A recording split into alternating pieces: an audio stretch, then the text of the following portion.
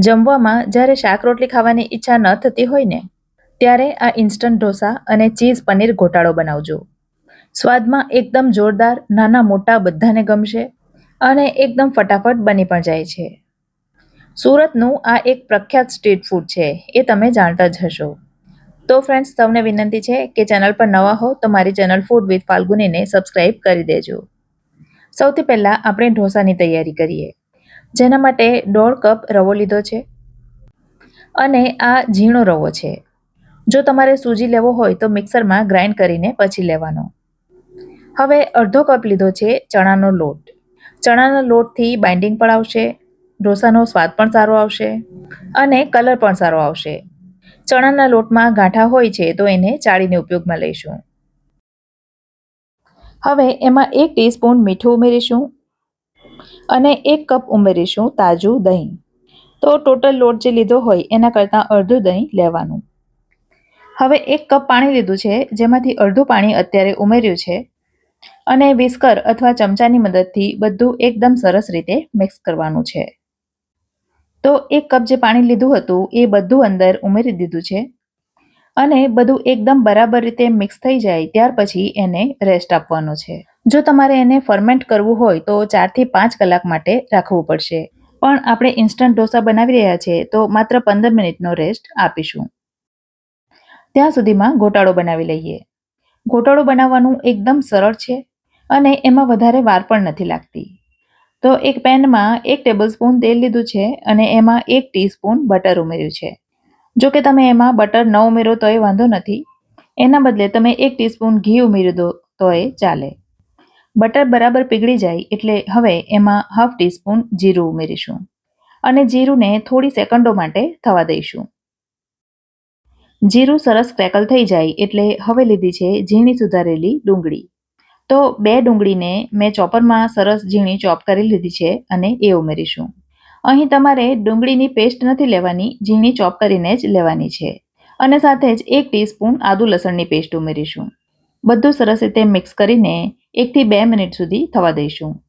ડુંગળીને ઓવરકુક નથી કરવાની, બસ થોડી કેરામેલાઇઝ થાય ત્યાં સુધી જ ચેડવવાની છે. તો એ આ પ્રકારની સોફ્ટ થઈ જાય એટલે હવે એમાં ઉમેરીશું 2 મીડિયમ સાઇઝના ચોપ કરેલા ટામેટાં. ટામેટાને પણ ચોપ કરીને જ ઉમેર્યા છે.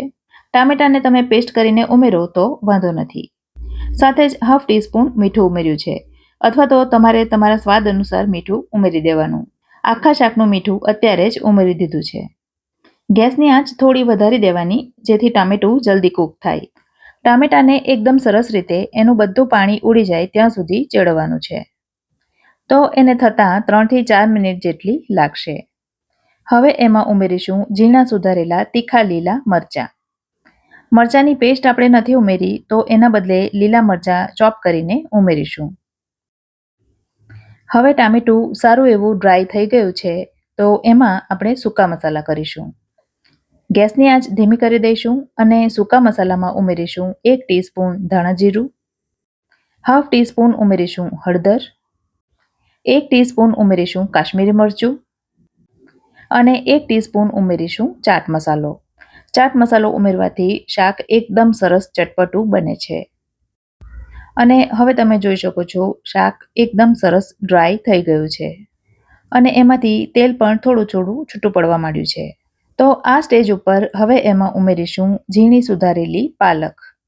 15 થી 20 નંગ જેટલા પાલકના પાનને સરસ રીતે ધોઈ અને સુધારી લીધા છે અને ઉમેરી દીધા છે. થોડી વાર ચલાવીશું એટલે પાલક એકદમ સરસ નરમ થઈ જશે. અત્યારે એમાં આપણે પાણી નથી ઉમેરવાનું અને તમે જોઈ શકો છો પાલક સાથે બધું એકદમ સરસ રીતે મિક્સ થઈ ગયું છે. હવે અહીં મેં લીધું છે 100 ગ્રામ પનીર અને 1 ક્યુબ ચીઝ. તો આ બંનેને ઝીણી ખમણીથી ખમણી લઈશું અને એ જ રીતે ચીઝને પણ ખમણી લઈશું. ફ્રેન્ડ્સ, અહીં મેં 1 ક્યુબ ચીઝની લીધી છે, પણ તમને વધારે ગમતી હોય તો વધારે ચીઝ ઉમેરી શકો છો. ગેસ ધીમી આંચ પર ચાલુ જ છે અને હવે બધું એકદમ સરસ રીતે મિક્સ કરી લઈશું. શાકનો રંગ તમે જુઓ, અત્યારથી જ કેટલો ટેસ્ટી દેખાય છે. બધું બરાબર મિક્સ થઈ જાય એટલે એમાં 1/2 કપ પાણી ઉમેરીશું અને પાણી ઉમેર્યા પછી હવે એને મેશરથી મેશ કરીશું, જેથી બધું એકદમ સરસ રીતે મેશ થઈ જાય અને એક રસ થઈ જાય. શાકની એકદમ સરસ પેસ્ટ જેવી તૈયાર થઈ જશે અને એકદમ લારી પર મળે એવું તૈયાર થઈ જશે. કોઈ કહી પણ નહીં શકે કે આ તમે ઘરે બનાવેલું છે. બરાબર મિક્સ થઈ જાય પછી શાકની થિકનેસ જોઈ અને જરૂર લાગે તો પાણી ઉમેરવાનું. માટે મેં 5 કપ જેટલું પાણી ફરીથી ઉમેર્યું છે. હવે એને ઢાંકી અને માત્ર 2 થી 3 મિનિટ સુધી થવા દઈશું અને 2-3 મિનિટ પછી આપણો ચીઝ ગોટાળો બનીને તૈયાર છે. એક વસ્તુ ઉમેરવાની બાકી છે અને એ છે ગરમ મસાલો. ગરમ મસાલાના બદલે મેં અહીં હાફ ટીસ્પૂન પાવભાજી મસાલો ઉમેર્યો છે. પાવભાજી મસાલો, ચાટ મસાલો, બટર આવી નાની નાની વસ્તુઓ જ શાકને ટેસ્ટી બનાવવામાં ખૂબ મોટો ભાગ ભજવે છે. છેલ્લે કોથમીર ઉમેરી દઈશું એટલે આપણો ચીઝ પનીર ગોટાળો બનીને તૈયાર છે. ગેસની આંચ બંધ કરી શાકને અત્યારે સાઈડ પર રાખીએ અને હવે ઢોસા તરફ જઈએ. આ તરફ ઢોસાનું બેટર એકદમ સરસ રીતે સેટ થઈ ગયું છે. રવો ફૂલવાના કારણે એ થોડું થીક થઈ ગયું છે. તો એમાં હાફ કપ જેટલું પાણી ઉમેરીશું અને બરાબર મિક્સ કરી બેટરની કન્સિસ્ટન્સી જોઈ લઈએ. આ બેટરને ફ્રેન્ડ્સ વધારે પાતળું નથી કરવાનું. જો એ પાતળું થઈ જશે તો ઢોસા સારા નહીં નીકળે. માટે પાણી વધારે ન થઈ જાય એનું ખાસ ધ્યાન રાખવાનું. હવે ચમચાથી તમને બતાવું તો આ પ્રકારનું બેટર તૈયાર થવું જોઈએ. તો અગાઉ 1 કપ અને હમણાં અડધો કપ એમ 1.5 કપ પાણી મેં અંદર ઉમેર્યું છે. હવે એમાં 5 ચમચી જેટલા ખાવાના સોડા ઉમેરીશું. બેટરને આપણે ફર્મેન્ટ નથી કર્યું તો ઇન્સ્ટન્ટ ફર્મેન્ટેશન માટે આટલો સોડા ઉમેરવો જરૂરી છે. હવે ઢોસા ઉતારવા માટે મેં અહીં ટ્રિપ્લાય હનીકોમ્બ તવો લીધો છે. પણ તમે કોઈ પણ નોનસ્ટિક કે પછી લોખંડનો તવો પણ લઈ શકો, જેના પર પહેલાં તેલ સ્પ્રેડ કરી દઈશું અને ખીરું રેડતા પહેલાં તવાનું ટેમ્પરેચર ઓછું કરવા માટે એના ઉપર થોડું પાણી છાંટી દઈશું અને કપડાં અથવા ટિશ્યુ પેપરથી લૂછી લઈશું અને આ રીતે ઢોસો પાથરી દઈશું. ઢોસો પાથર્યા પછી ગેસની આંચ એકદમ ફૂલ કરી દઈશું. ઉપરની સરફેસ થોડી ડ્રાય થાય એટલે એના ઉપર તેલ સ્પ્રેડ કરી દેવાનું. તેલ અથવા બટર તમે કંઈ પણ લઈ શકો. 2-3 મિનિટમાં એ રંગ પકડશે એટલે આપોઆપ જ ઉખડવા માંડશે. હવે એના ઉપર થોડું કાશ્મીરી મરચું છાંટીશું, થોડી કોથમીર અને થોડી ચીઝ પણ છાંટીશું અને હું એને આ રીતે ફોલ્ડ કરી રહી છું. તમારે રાઉન્ડ કરવો હોય તો રાઉન્ડ પણ કરી શકો છો અને 2 ફોલ્ડ કરી ત્રિકોણાકારમાં પણ તમે ફોલ્ડ કરી શકો છો. તો એકદમ ક્રિસ્પી, કુરકુરો અને એકદમ ટેસ્ટી ઢોસા બનીને તૈયાર છે.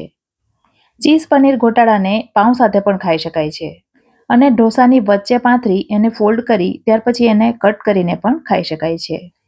તો એકવાર મારા કહેવાથી આ ચીઝ પનીર ગોટાળો વિથ ઢોસા તમે ઘરે ચોક્કસ બનાવજો અને કેવા બન્યા મને કમેન્ટ કરીને ચોક્કસ જણાવજો. ક્રિસ્પી કુરકુરા ઢોસા અને સાથે ગરમ ગરમ ચીઝ પનીર ગોટાળો ખાવાની મજા જ આવી જાય છે. આજની રેસીપી ગમી હોય તો વિડીયોને લાઇક કરજો અને તમારા સર્કલમાં શેર કરજો. ફરી મળીશું આવી જ એક નવી રેસીપી સાથે. ત્યાં સુધી મને રજા આપો. આવજો.